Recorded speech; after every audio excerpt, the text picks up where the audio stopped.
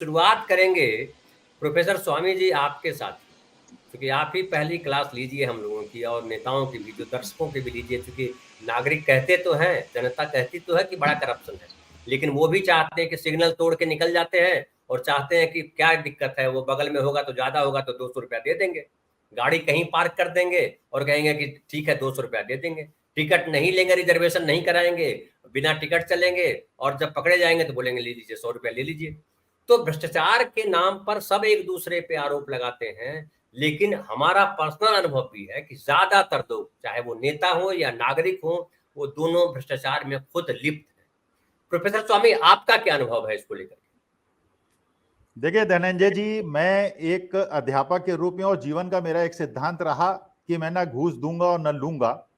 लेकिन अब मैं बाहर की बात नहीं करूंगा, दूसरों की बात नहीं करूंगा, अपने व्यक्तिगत अनुभव बनाऊंगा जो मैं पिछले 5 साल से झेल रहा हूं, और ये भ्रष्टाचार किस प्रकार का संगठित गिरोह काम करता है।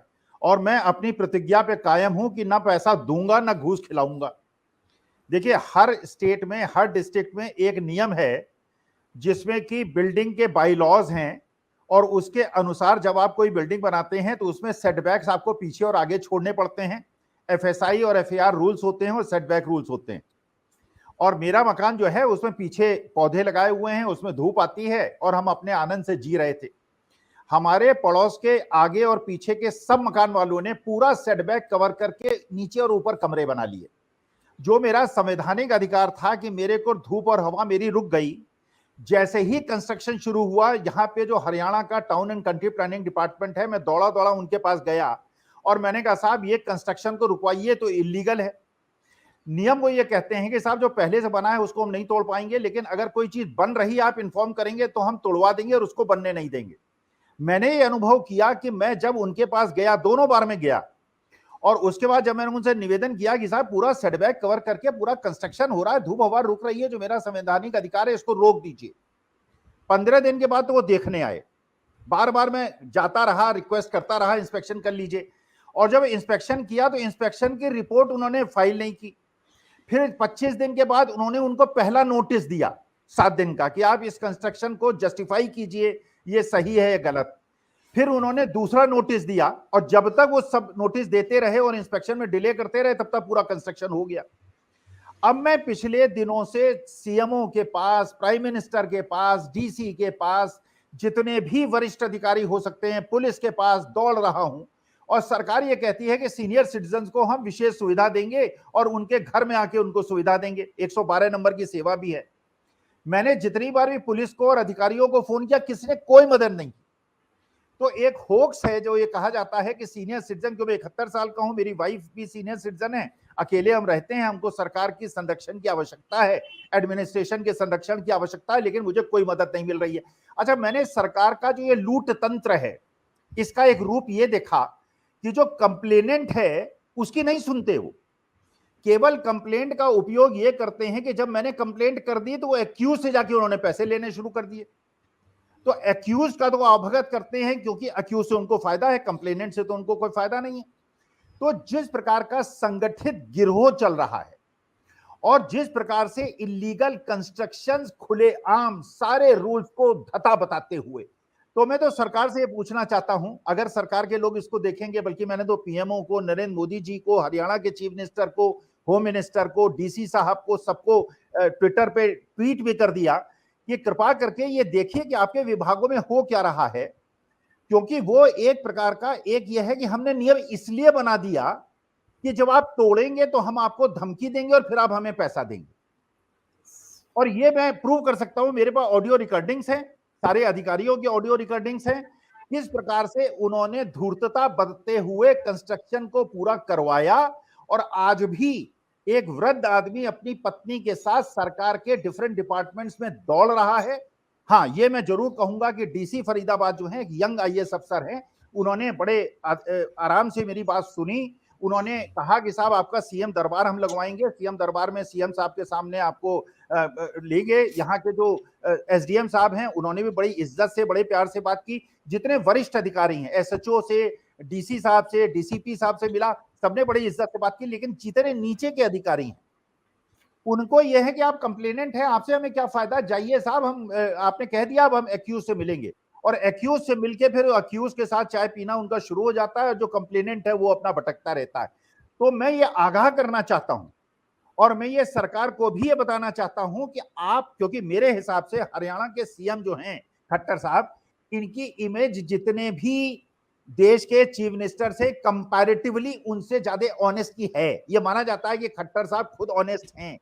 खट्टर साहब से निवेदन कर रहा हूं, नरेंद्र मोदी जी को भी मैं मानता हूं कि वो कोशिश करते हैं भ्रष्टाचार को रोकने की, उनको भी ट्वीट कर रहा हूं, टैग कर रहा हूं, सबसे मिल रहा हूं, सबके पास जा रहा हूं, कोई सुनवाई नहीं हो रही है। इंस्पेक्शन जो जेई साहब हैं उनसे मैं कहता हूं, साहब इलीगल कंस्ट्रक्शन है उसका इंस्पेक्शन तो कर लीजिए, वो इंस्पेक्शन भी करने को तैयार नहीं है, वो मेरा फोन ही नहीं उठाता। मैं आता हूं प्रोफेसर अखिल स्वामी आपके पास।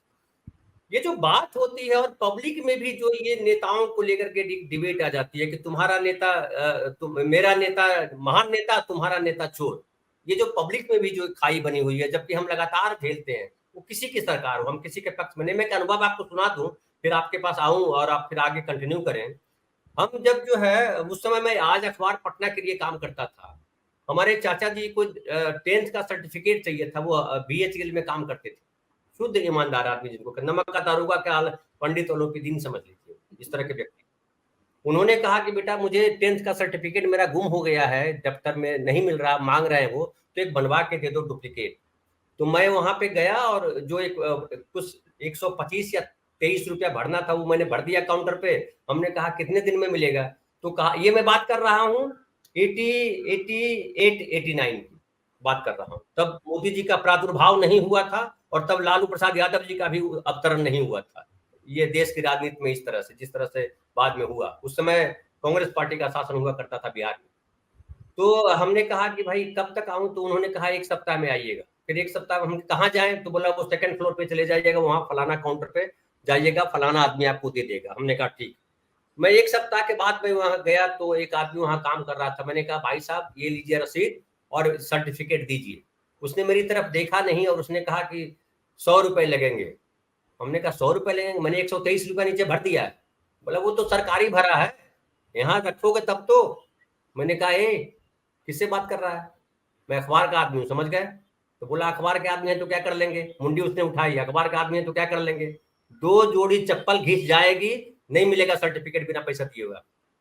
तो मेरे परिचित थे, बिहार विद्यालय परीक्षा समिति के जो चेयरपर्सन थे उस वक्त मेरे परिचित थे, क्योंकि मैं पत्रकार था और मैं जैसा भी प्रियांशु है तो मैं ज्यादा एग्रेसिव था उस समय भी।